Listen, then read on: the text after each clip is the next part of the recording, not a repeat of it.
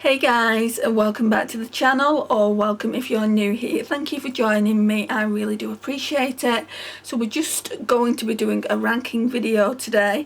So I'm going to be ranking the palettes that I've used from kind of mid-January to mid-February. I know we're in March now, but I just wanted to use all of my Shop My Stash palettes of the last rotation before I ranked this section of it. So the next ranking will probably go from the beginning of March to the beginning of April. I know it's all over the place, but it's a ranking video nonetheless.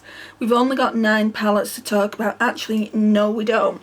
So we've got 10 palettes in total and 2 declutters. So let's get into it. So in 10th place is this Urban Decay Smoked. It's not the worst palette I've used, but it's also, at this point, not for me. I might see if my mum wants it. I mean, I don't think there are hair colours either, but I might see if she wants it. It is on the older side, but the shadows are pretty much smooth and they do perform like when I first bought it. So when I do the declutter, I'll see if she wants it. So that's in 10th place. In 9th place is another declutter. It's the Urban Decay Naked palette. The reason why I've not decluttered this sooner, I think, is just purely because it's a OG palette, isn't it? Everyone had this at one point in their collection, but I'm kind of not being gravitated towards it. I pulled it out because I wanted to know whether I would use it, and I did use it. I did a few looks with it. They're not on the channel yet, but they will be going up soon.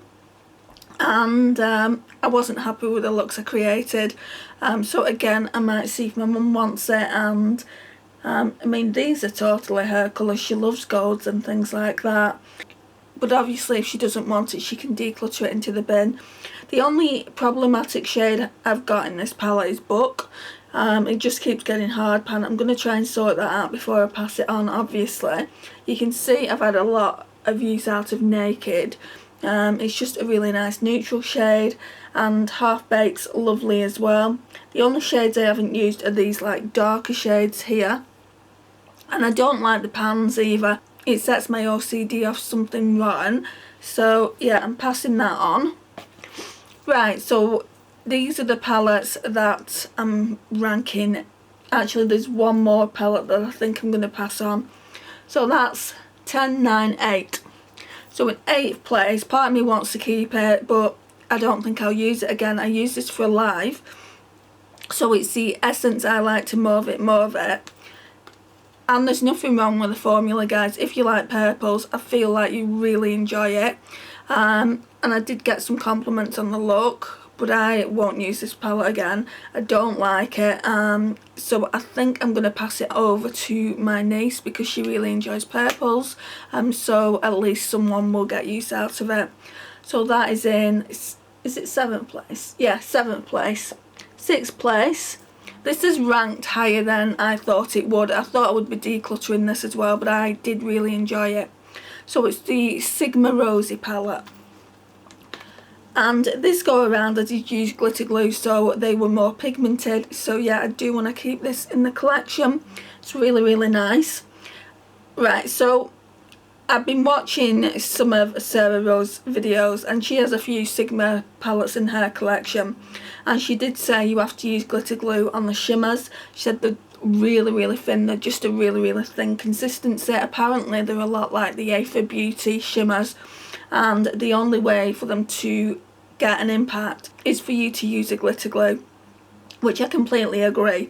And also with the mattes as well, she was saying that you need to put a base down and then set it, and that's the only way that you'll get them to show up, and I also agree on that. So if you're like me and you was thinking I just can't get this palette to work, this Sigma Rosy, try those 2 steps and I'm sure that'll make a difference. But yeah, I am going to be keeping that in my collection. So that is 6th place. 8, 7. So that's 7th place, guys. 6th place is the Revolution Pro Night and Day palette, which is a dupe for the Subliminal palette. This probably would have ranked even higher if I would have done the ranking video when I should have. I've completely ruined the gold. But this, guys, if you can get hold of this, and I got mine off of eBay, it was in perfect condition when I got it. I know it's looking a bit kind of crappy at the moment, especially that gold. So when I was putting it on the eyelids, I pressed too much and it's kind of broken that shade. The shades in here that just make this palette is this white shade here, this shade up here, the blue is popping. I do like the gold as well, but those like 4 shades are supposed to be like her Astral Blitz shades. It's just a really beautiful palette and I would recommend it. I paid about £6 for this palette. So when it was a thing on the Revolution site, I want to say it was between £10 and £12 to buy. It wasn't much, and especially as the Subliminal's £125 to buy. So yeah, I would highly recommend this if you're interested in the Subliminal.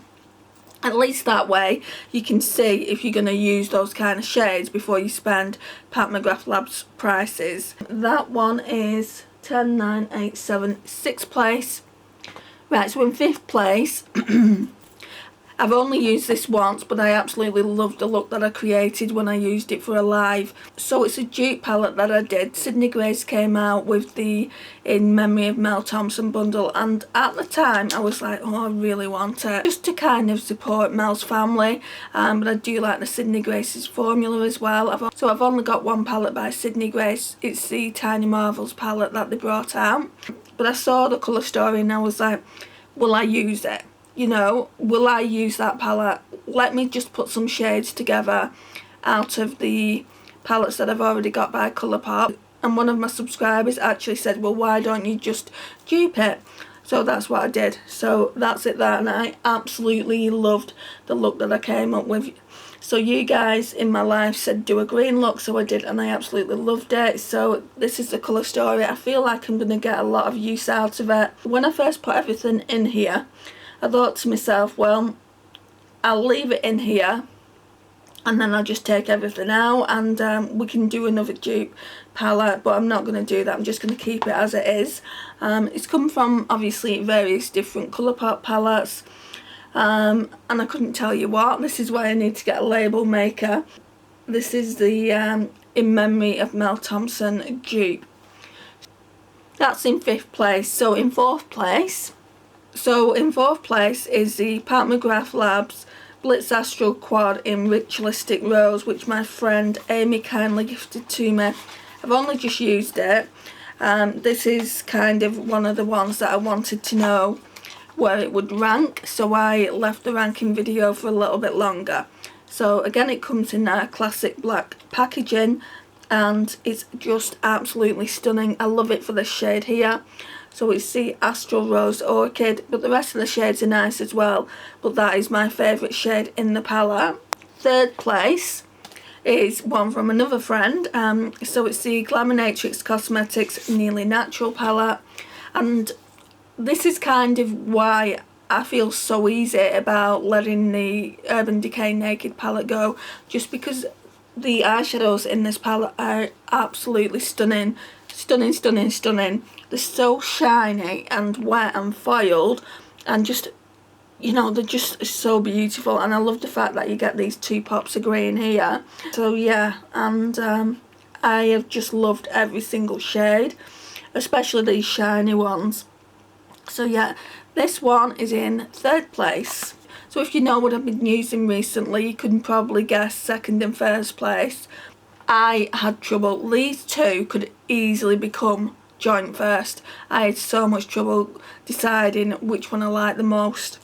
So in 2nd place we've got the Rose Quartz palette, which I've just used in the last Shop My Stash. So it was kindly gifted to me by Naomi from Beauty Dreams by Naomi, and I have used this so much, guys.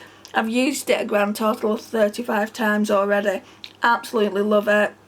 It's such a beautiful palette. The only shade I don't like is Love Stone here, and that's because it's a gel formula. It just doesn't apply well.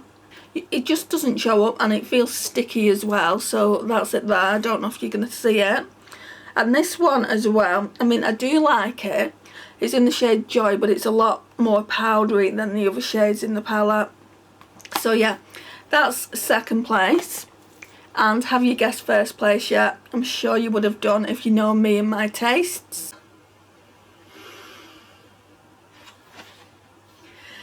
So in first place is the lovely Pat McGrath Labs Utopian Dreams palette.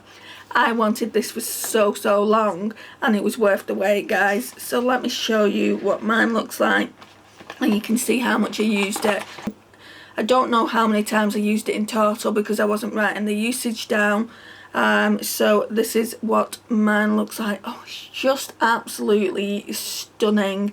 Definitely first place. So these are all going back into the collection now. I don't know where they're going to go because my drawers are overflowing. So I did want to do the makeup collection in March, April time and just declutter what I don't use anymore, but I feel like I'm going to have to do it sooner than April anyway. We're in March already. But yeah, I mean, it's going to be quite a nightmare. But anyway, this concludes the video. Thank you so much for watching this ranking. Let me know if you've got any of those palettes. Let me know if you've got the In Memory of Mel Thompson bundle and what you think of it. Let me know if you're surprised by where I ranked anything. It's always nice to chat to you guys in the comments, and I'll see you in my next one. Bye guys.